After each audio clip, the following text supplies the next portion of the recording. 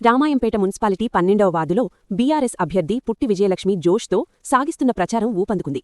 మాజీ ఎంపీపీగా, మాజీ మున్సిపల్ వైస్ చైర్మన్గా చేసిన అనుభవం ఆమెకు ఈ ఎన్నికల్లో ప్రధాన బలంగా మారింది. మంగళవారం నిర్వహించిన ఇంటింటి ప్రచారంలో ప్రజల నుంచి విశేష స్పందన లభించింది. వార్డులోని ప్రతి వీధిలో కార్యకర్తలతో కలిసి తిరుగుతూ విజయలక్ష్మి ఓట్లను అభ్యర్థించారు. ఈ సందర్భంగా బీఆర్ఎస్ ప్రభుత్వ హయాంలో అమలైన సంక్షేమ పథకాలు, అభివృద్ధి కార్యక్రమాలను ప్రజలకు వివరించారు. మాజీ ఎంపీపీగా గ్రామీణ ప్రాంత అభివృద్ధికి, మాజీ మున్సిపల్ వైస్ చైర్మన్గా పట్టణ సమస్యల పరిష్కారానికి తాను చేసిన సేవలను ప్రజలు గుర్తు చేసుకుంటున్నారని ఆమె తెలిపారు.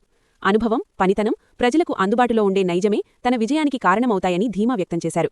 ప్రచారంలో పాల్గొన్న బీఆర్ఎస్ శ్రేణులు కారు గుర్తుతో నినాదాలు చేస్తూ వాతావరణాన్ని ఉత్సాహంగా మార్చారు. ప్రచారం సాగుతున్న కొద్దీ బీఆర్ఎస్ కారు దూసుకుపోతుండటంతో 12వ వార్డులో గెలుపు ఖాయమనే చర్చ రాజకీయ వర్గాల్లో వినిపిస్తోంది. మొదలైనవి మనకు 2 సంవత్సరాలు కాంగ్రెస్ ప్రభుత్వం వచ్చి వాళ్ళు 6 గ్యారంటీలు ఇచ్చిండ్రు. మహిళలకి 2500 ఇస్తామని చెప్పిండ్రు.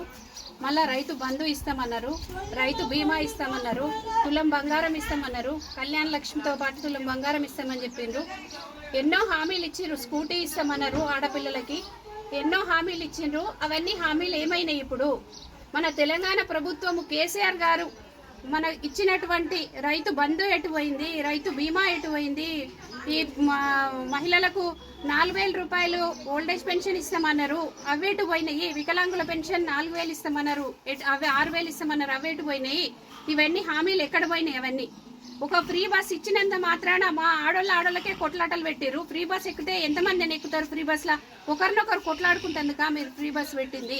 ఇదొక్కటి మన రామాయణపేట ప్రజలందరూ, మహిళలు కానీ, అన్నతమ్ములు కానీ, అక్క చెల్లెలు కానీ అందరూ ఇది దృష్టిలో పెట్టుకొని మన కారు గుర్తు కోటేసి మమ్మల్ని అందరినీ గెలిపించి మనం చైర్మన్ సీట్లో కూర్చోవాలి. మన రామాయణపేట గ్రామాన్ని అభివృద్ధి చేసుకుందామని చెప్పేసి మన గ్రామ ప్రజలందరికీ మనవి చేసుకుంటూ జై తెలంగాణ.